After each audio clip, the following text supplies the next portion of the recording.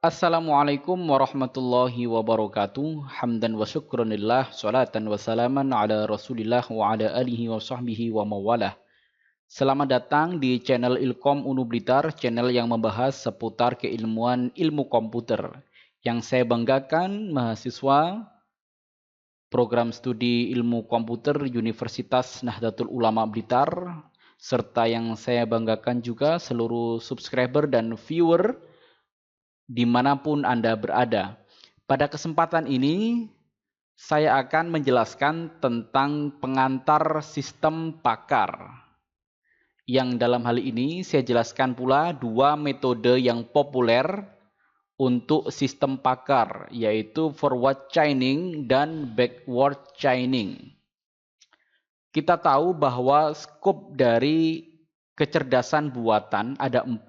Yang pertama ada searching, yang kedua ada reasoning, yang ketiga ada planning, yang keempat ada learning. Nah, sistem pakar ini masuk ke skop reasoning atau penalaran. Ada juga metode yang masuk di skop reasoning, namanya logika fuzzy. Coba akan saya terangkan di kesempatan yang akan datang. Kalau kita berbicara masalah sistem pakar, ini ada ilustrasi gambar yang menunjukkan proses sistem pakar, mulai dari adanya ekspor sampai masuk ke tampilan user. Coba kita definisikan dulu. Kalau kita bicara tentang sistem pakar, kita akan bicara tentang 3 definisi. Yang pertama, kita perlu tahu definisi dari kepakaran atau expertise. Yang kedua adalah pakar atau expert. Yang ketiga adalah sistem pakar atau expert system. Yang pertama kita mulai dari kepakaran. Jadi kepakaran merupakan suatu pengetahuan yang diperoleh dari pelatihan, membaca, dan pengalaman. Misalkan pelatihan itu bisa didapatkan di bangku pendidikan. Misalkan kuliah dari jenjang S1 sampai S3, maka nanti dia akan memiliki kepakaran atau expertise. Kemudian jangan-jangan dia tidak kuliah, tapi hanya membaca saja sampai dia mendapatkan kepakaran. Bisa jadi. Kemudian bisa saja dia dari pengalaman hidupnya hingga mendapatkan kepakaran. Kepakaran inilah yang memungkinkan para ahli untuk dapat mengambil keputusan lebih cepat dan lebih baik dari seseorang yang bukan pakar. Saya kira ini sudah jelas. Definisi kedua kita perlu tahu adalah pakar. Kalau kepakaran adalah ilmu pengetahuan yang dimiliki oleh seorang pakar, maka pakar ini adalah seseorang yang punya pengetahuan itu. Mempunyai pengetahuan, pengalaman, metode khusus, serta mampu menerapkan untuk memecahkan masalah atau memberi nasihat yang lebih cepat, lebih baik, dan lebih bijak dari kebanyakan orang yang bukan pakar. Itu definisi dari pakar.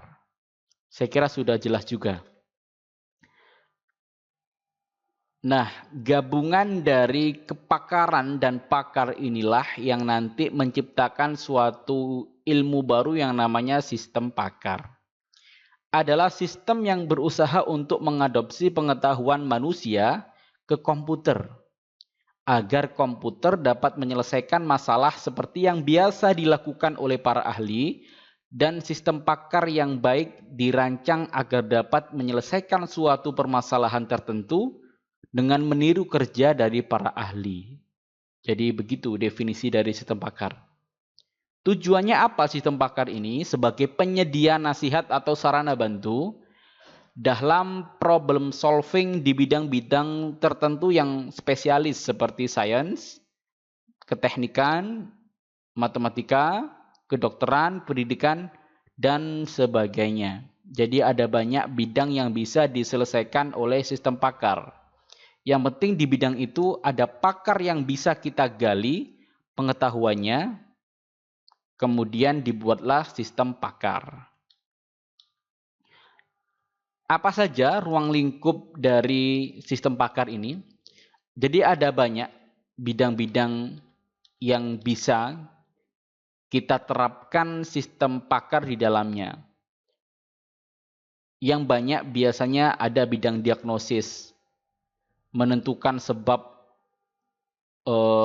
malfunction dalam situasi kompleks yang didasarkan pada gejala-gejala yang teramati secara medis. Jadi begitu, itu misalkan diagnosis. Ada juga debugging, ada interpretasi, prediksi, perencanaan, instruksi, kontrol, monitoring, dan sebagainya. Saya kira ini Anda bisa pelajari sendiri. Ini saya jelaskan di slide berikutnya. Ini serta contoh-contohnya apa saja tentang masalah ruang lingkup sistem pakar. Seperti itu. Kemudian kita juga perlu tahu bahwa sistem pakar ini memiliki environment. Ada dua environment ya. Ada environment untuk konsultasi, ada juga environment untuk pengembangan. Ini konsultasi, di sini pengembangan. Lingkungan pengembangan digunakan sebagai pembangun sistem pakar baik dari segi pembangunan komponen maupun basis pengetahuannya. Itu pengembangan. Nah, untuk lingkungan konsultasi digunakan oleh user atau seseorang yang bukan ahli untuk berkonsultasi dengan sistem pakar itu. Jadi tahap pertama yang perlu dikembangkan adalah lingkungan pengembangan. Baru kalau lingkungan pengembangan ini jadi, masuk ke lingkungan konsultasi. Seperti itu.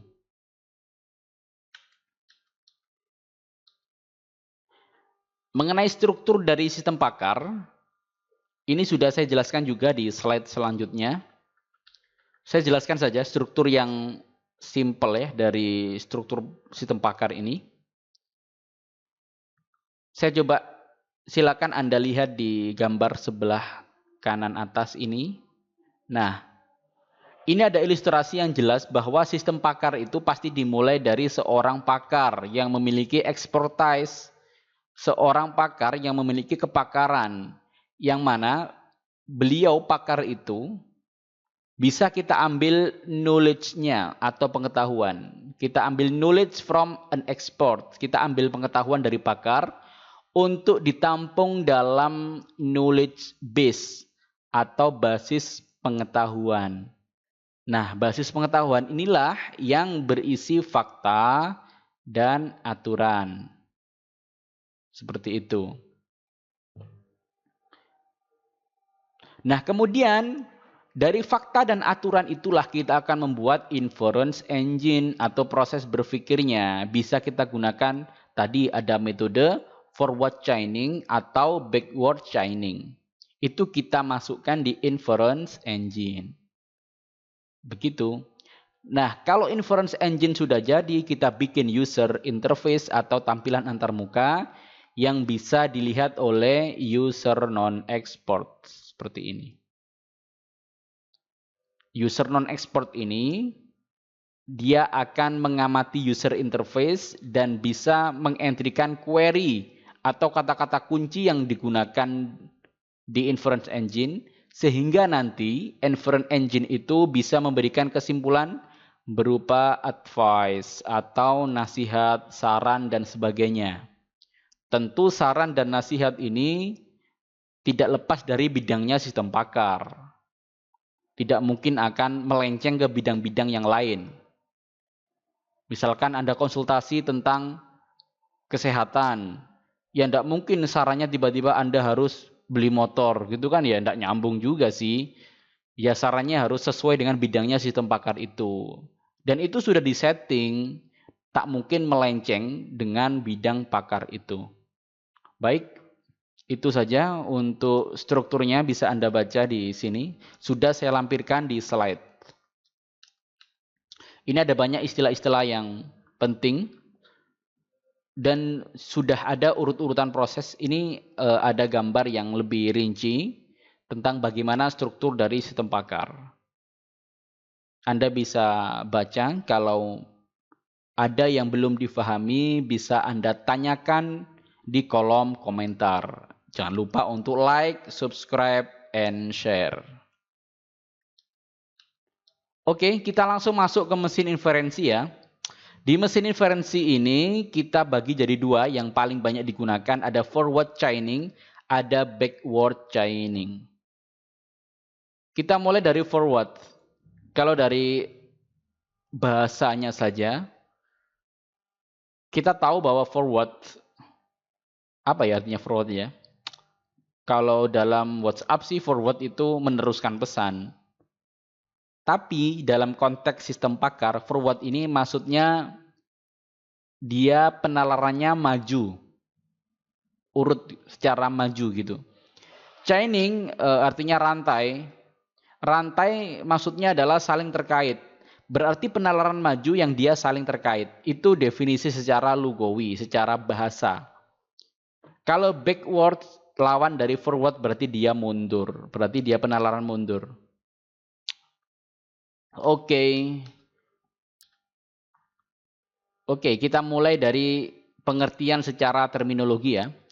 Kalau forward chaining itu adalah teknik pencarian yang dimulai dengan fakta yang diketahui. Teknik pencarian yang dimulai dengan fakta yang diketahui. Nah, fakta yang diketahui inilah yang dimiliki oleh user yang konsultasi kepada sistem pakar. Agar nantinya sistem bisa mencocokkan fakta-fakta tersebut dengan bagian if dari rules if then. Cocok apa enggak dengan fakta? Bila ada fakta yang cocok dengan bagian if, maka rule tersebut dieksekusi. Kalau enggak cocok, ya udah enggak usah. Bila sebuah rule dieksekusi, maka sebuah fakta baru ditambahkan ke dalam database kalau ada fakta baru. Setiap kali pencocokan dimulai dari rule teratas. Nah, ini normal ya, karena di semua bahasa pemrograman akan memulai dari if yang paling atas.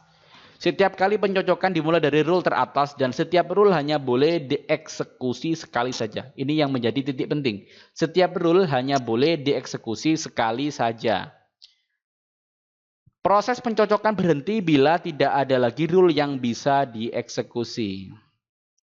Oke, kita mulai dengan contoh. Kalau Anda masih bingung dengan definisi forward chaining, akan lebih mudah jika dengan contoh ya. Contoh, ada fakta. Faktanya adalah A, B, C, D, E ini bernilai benar. Ini faktanya. Kemudian ada rule seperti ini, rule R1 sampai R5. Tujuannya adalah apakah Z bernilai benar atau salah jika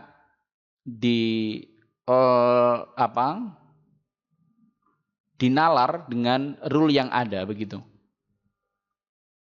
Oke, coba kita periksa urut-urutan prosesnya.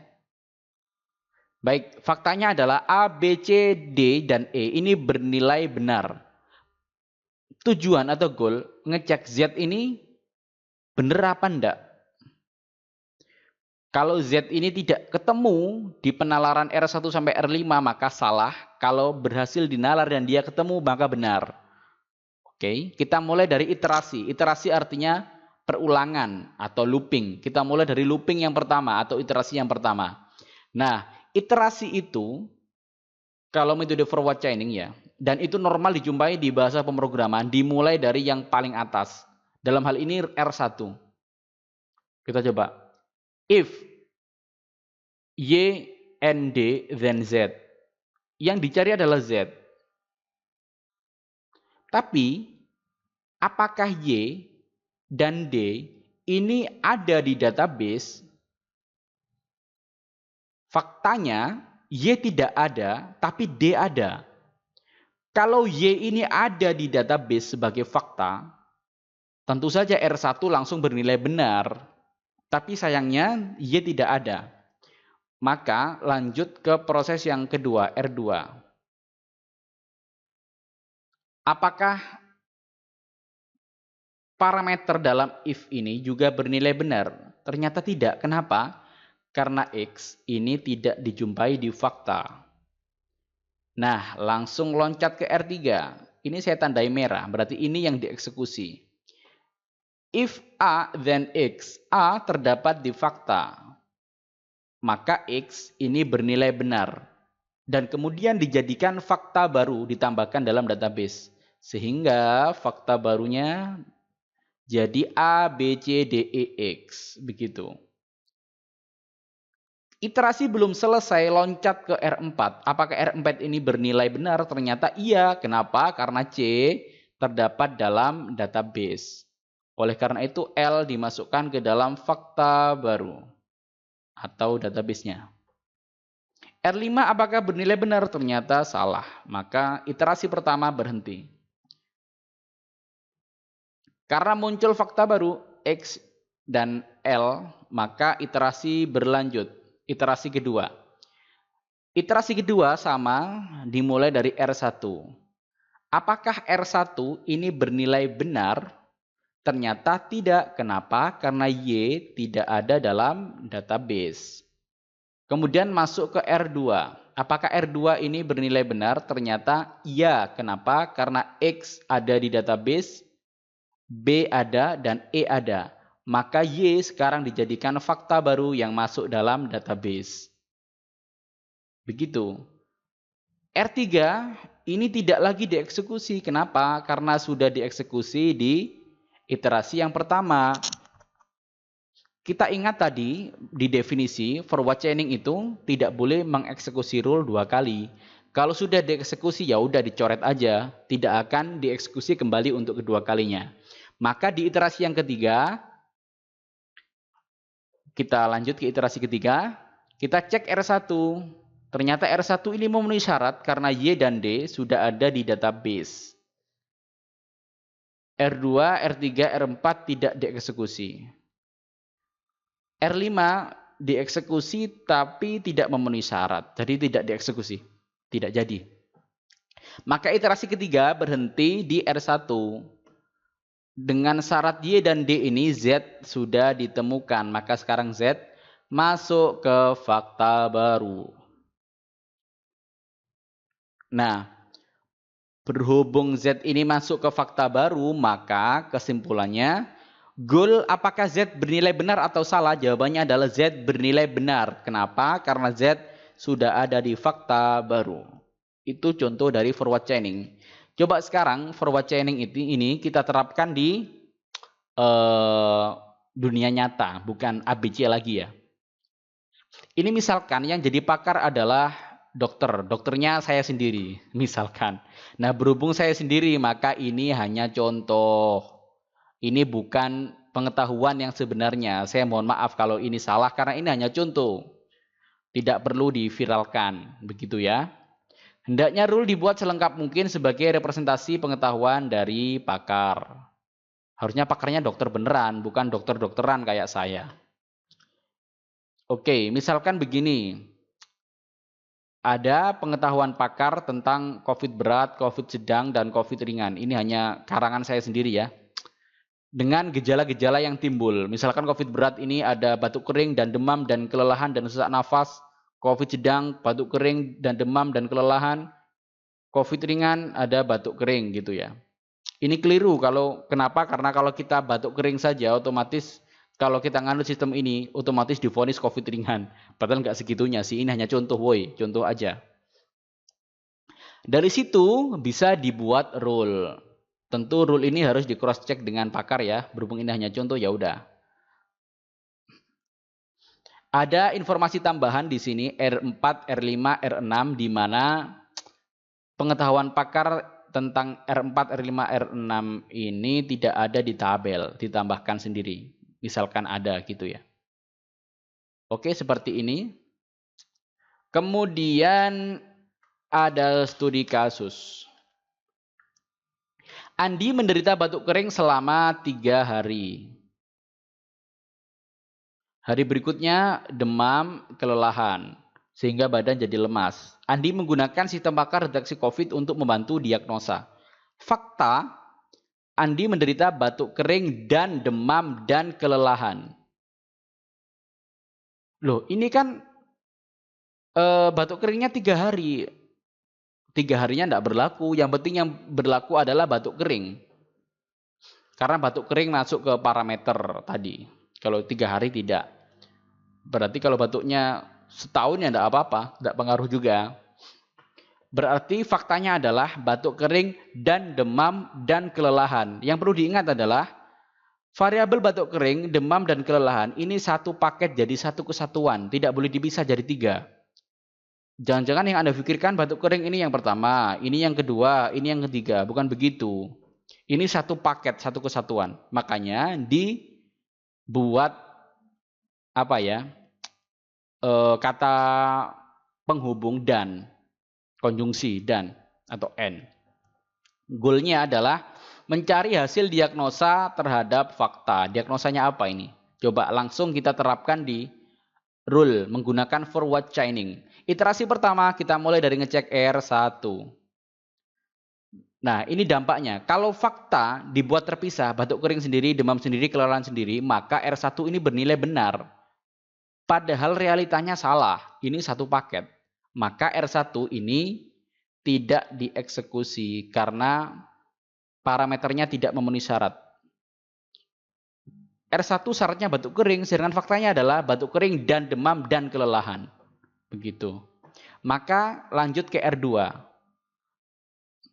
Apakah faktanya bernilai benar di R2? Ternyata betul, batuk kering, N demam, N kelelahan. Then COVID-19 sedang. Nah, ini bernilai betul. Lanjut ke R3, R4, R5, R6 ternyata belum. Kita temukan fakta baru. Fakta barunya adalah ada COVID sedang. Kita lanjut ke iterasi yang kedua. Kita temukan fakta baru berupa COVID sedang. Maka COVID sedang ini yang tadinya dia menjadi akibat. Nah, sebabnya adalah batuk kering, demam, kelelahan. Sekarang dicek, apakah COVID sedang ini dimungkinkan untuk menjadi sebab? Apakah mungkin dia jadi sebab? Kalau dia mungkin jadi sebab, maka ada akibat lain yang timbul. Oh, ternyata betul. Fakta baru ini ternyata dia menjadi sebab di rule yang kelima. Dan dia memiliki akibat lain. Akibatnya adalah hubungi dokter dan isolasi mandiri. Begitu. Maka fakta barunya adalah hubungi dokter dan isolasi mandiri. Begitu. Nah, berhubung sekarang sudah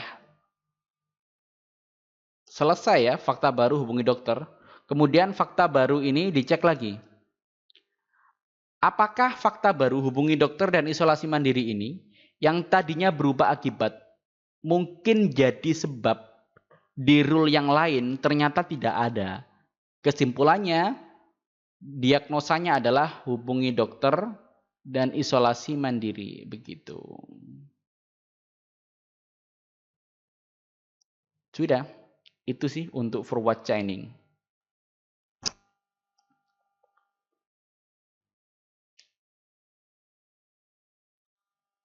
Kemudian ada metode yang namanya backward chaining. Backward chaining ini kebalikan dari forward. Kalau tadi forward itu maju, dimulai dari if, kemudian then, ini kebalikannya. Dimulai dari then, kemudian menuju ke if. Jika cocok, rule dieksekusi, kemudian hipotesis di bagian then ditempatkan di basis data sebagai fakta baru. Jika tidak cocok, maka simpan premis di bagian if ke dalam stack sebagai sub-goal. Nah, berarti kita punya istilah baru yang rumit ini. Kita punya istilah stack dan kita punya istilah sub-goal. Kalau tadi sebelumnya kita mengenal goal sebagai tujuan, sekarang kita mengenal sub-goal. Sub-goal ini tahap yang harus diprioritaskan dahulu jika dia ada untuk menuju goal. Logikanya kalau sub-goal ini sudah diselesaikan, maka bisa jadi goal itu akan dapat diperoleh. Nah, kemudian ini juga ada stack ya. Ada istilah stack. Anda harus paham prinsip dari stack yang ada di struktur data. Stack ini memiliki prinsip LIFO. Last in, first out. Siapa yang masuk duluan, maka dia yang keluar duluan. Ini lawan kata dari FIFO yang ada dalam queue atau antrian. FIFO ini berarti first in, first out. Siapa yang masuk duluan, dia akan keluar duluan. Oke, kita langsung menuju ke contoh. Sama kasusnya ada A, B, C, D, E yang bernilai benar. Dicek apakah Z bernilai benar atau salah. Dengan rule yang 5 ini. Oke, kita mulai dari iterasi 1. Ini yang agak berbeda. Oke, dalam hal ini fakta kita samakan dengan database ya. Faktanya adalah A, B, C, dan A, B, C, D, A, B, C, D, E. A, B, C, D, E. Oke. Nah, stacknya ini adalah goal. Goalnya adalah Z. Dicek apakah Z bernilai benar. Stack sekarang isinya adalah goal, yaitu Z. Dicek dari rule yang pertama. Dimulai dari then. Kalau tadi ngeceknya dari if, sekarang dibalik ngeceknya dari then. Then Z. Apakah benar sesuai dengan stack? Ternyata betul. Stacknya, goalnya adalah Z. Ternyata di R1 sudah ditemukan. Ini ada Z. Berarti tercapai dong tujuannya. Kan ditemukan then Z. Tunggu dulu. Sebelum then Z, ini kan akibat. Dicek dulu sebabnya ada nggak di database. Sebabnya adalah Y dan D. Ada apa enggak di database? D ada. Tapi kalau Y tidak ada. Berhubung Y tidak ada di database, maka selanjutnya Y disimpan di stack. Y ini berstatus sebagai sub goal, sementara Z berstatus sebagai goal atau tujuan. Sub goal ini diselesaikan dulu untuk mencapai goal. Sebagaimana stack, Y ini kan masuk terakhir, maka Y ini harus dikeluarkan duluan. Begitulah. Y ini diprioritaskan untuk dicari. Kita masuk ke iterasi 2. Stack sekarang bernilai Y, kemudian ada Z. Kita mulai dari rule R1 karena iterasinya kan sudah ganti ya. Rule 1. Oh ternyata sudah. Ini tadi dibatalkan karena Y belum ditemukan. Lanjut ke R2.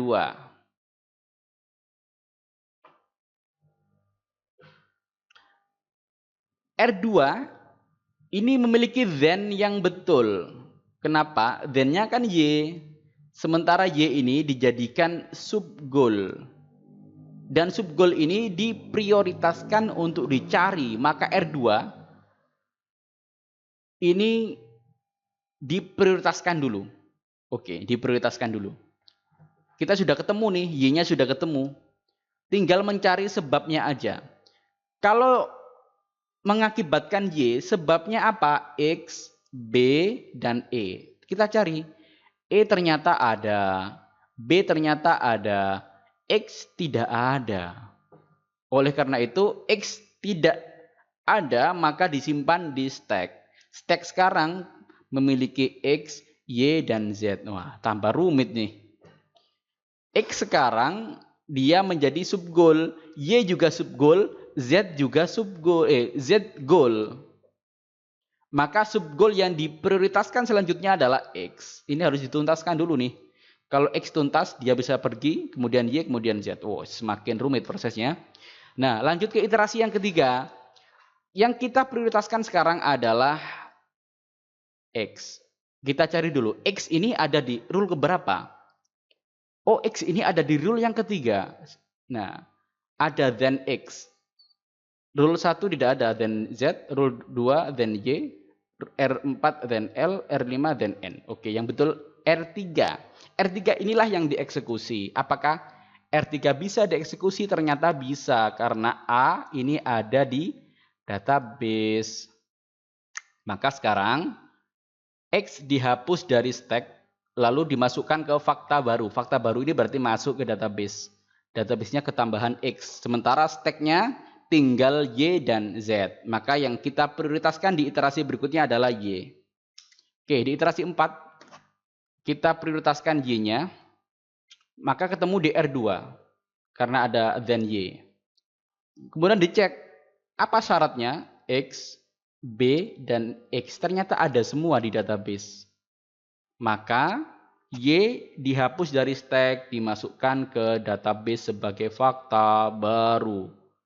Kemudian stack sekarang Y-nya hilang, tinggal Z saja. Masuk ke iterasi yang kelima, tinggal Z saja. Langsung fokus ke Z. Mana rule yang memiliki then Z? Ternyata ini. Rule 1. Apakah syaratnya terpenuhi? Ternyata ada. Y ada, D ada. Maka Z dihapus dari stack, maka Z dimasukkan ke fakta baru. Wah, ini sudah selesai prosesnya. Maka ketika masuk ke iterasi yang ke-6, Z sudah ditemukan. Maka proses pencarian dihentikan. Dan ternyata ini bernilai benar. Begitu. Semoga Anda paham. Kalau kita terapkan di kasus COVID tadi ya. Ini sama kasusnya.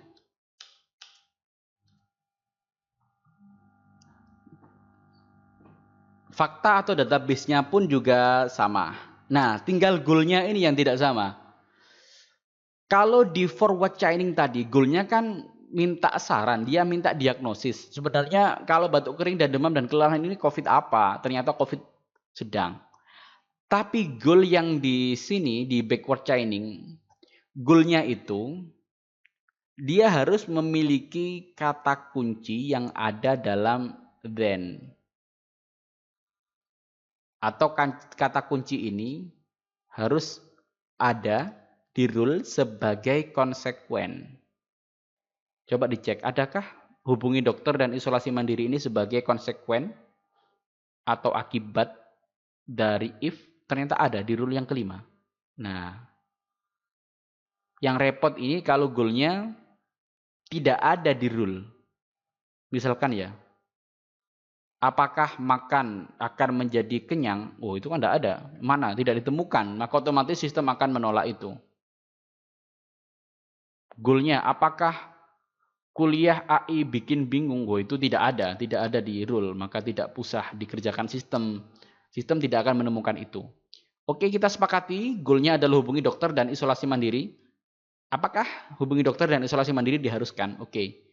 Step awalnya adalah hubungi dokter dan isolasi mandiri. Ternyata ini ditemukan di rule yang kelima. Begitu ya. Nah, rule yang kelima ini memiliki sebab. Sebabnya adalah COVID sedang. Begitu. Oleh karena itu, dicek lagi apakah COVID sedang itu ada di database. Ternyata tidak ada. Maka sekarang COVID sedang dimasukkan ke stack. Jadi stacknya ada dua, COVID-19 sedang dan hubungi dokter dan isolasi mandiri. Begitu. Kita masuk ke iterasi yang kedua. Di iterasi yang kedua ini, kita punya sub goal adalah COVID-19 sedang. Kurang sedangnya ini, sedang. Jadi stack awalnya adalah ini. Ini yang dicari prioritas ya. Kita cek di rule mana then yang mengakibatkan COVID sedang. Ternyata ini ada di rule nomor 2. Otomatis dicek syaratnya atau sebabnya. Sebabnya adalah batuk kering, and demam, and kelelahan. Oh, ternyata ini ada di database. Nah, berhubung ini ada di database, maka sekarang